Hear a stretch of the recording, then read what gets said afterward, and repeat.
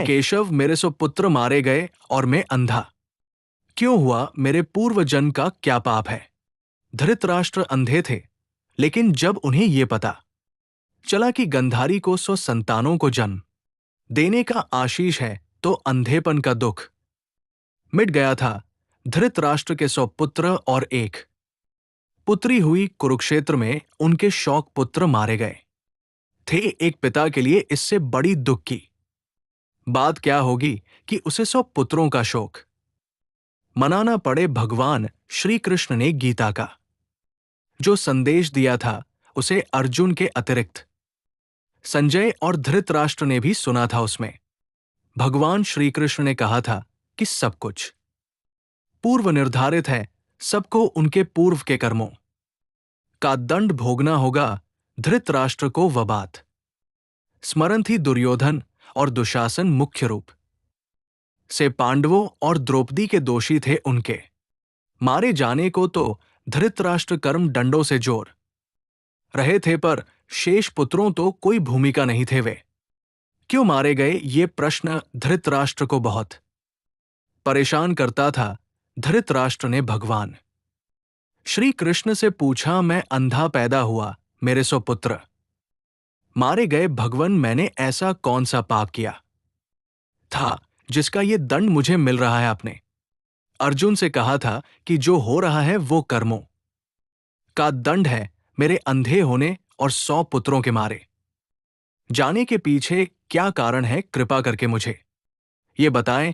अपने पुत्रों को खोने की पीड़ा से उबरने में ये काम आएगा। भगवान श्री कृष्ण ने कहा, महाराज धृतराष्ट्र, आपने उचित ही सुना था। कर्मों का दंड भोगना ही पड़ता है, उससे कोई बच नहीं सकता है। राजा और समर्थवान लोगों को कर्मों का दंड विशेष रूप से भोगना पड़ता है। ईश्वर उन्हें समर्थ मान बनाते हैं तो उनसे ज्यादा जिम्मेदार होने की आशा रखते हैं। कुछ पाने के लिए कुछ तो देना ही पड़ेगा। न महाराज आप इस जन्म में भी राजा है और पूर्व जन्म में भी राजा थे, पर आपने कई पाप कर्म किए हैं। धृतराष्ट्र अधीर हो गए हुए बोले हैं, केशव, मैंने इस जन्म में जो किया वो मेरे सामने है। एक राजा और एक बड़ी परिवार का मुखिया होने के नाते मुझे वही उचित लगा। पूर्व जन्म का रहे जानने को उत्सुक हूं। कृपा करके वह रहस्य खोले कि ऐसा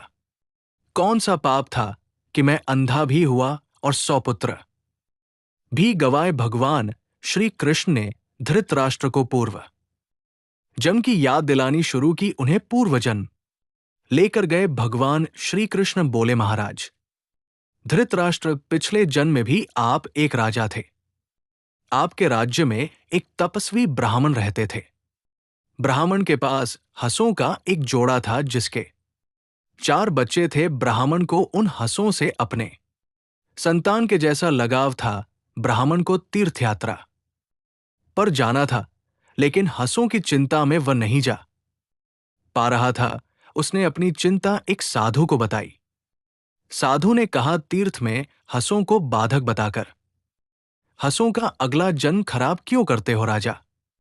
प्रजा पालक होता है तो, और तुम्हारे हंस दोनों उनकी प्रजा हो।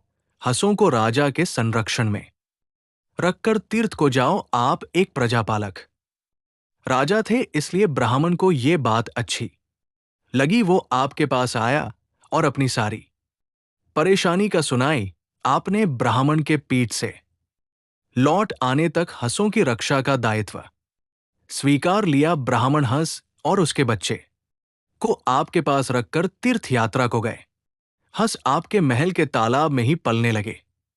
आपको एक दिन मांस खाने की तीव्र इच्छा हुई। आप उस समय अपने महल के बाद में घूम रहे थे। आपकी नजर हंसों पर गई। आपने सोचा, सभी जीवों का मांस खाया है, पर हंस का मांस आज तक नहीं खाया। इसका स्वाद आखिर कैसा होता होगा? आप इसे विषय पर सोचते रहे और हंस का मांस खाने की इच्छा तीव्र होती चली गई। ये इच्छा अब पराकाष्ठा पर पहुंच गई और आप खुद को रोक न पाए। आपने हंस के 2 बच्चे भूनकर खा लिए। उसका स्वाद आपके जीवा को लग गई। हंस के एक एक करके सो बच्चे हुए आप सबको।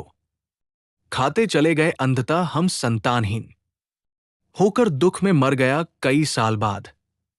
वो ब्राह्मण तीर्थ यात्रा से लौटा और आपके पास आया, उसने आपसे अपने हंसों के बारे में पूछा। हंस तो आपके लालच की बलि चढ़ चुके थे प्रजापालक। राजा ये कैसे कहता कि उसने अपनी प्रजा की संपत्ति को चुपके से लूट ली। इसलिए आपने ब्राह्मण से कह दिया कि हंस बीमार होकर मर गए ब्राह्मण आप। पर पूरा भरोसा करता था उसने आपकी बात मान ली और विलाप करते घर चले गए महाराज धृतराष्ट्र। आपने हंस के बच्चे को खाकर और फिर झूठ बोलकर एक साथ कई अपराध किए आपने। तीर्थ यात्रा पर गए ब्राह्मण के साथ विश्वासघात किया, जिसमें आप पर इतना विश्वास किया था आपने प्रजा की धरोहर में डाका डालकर राजधर्म भी नहीं निभाया। जीवा के लालच में पड़कर हंस के 100 बच्चे भून कर खा गए जो आपके पास आश्रय के लिए आए थे।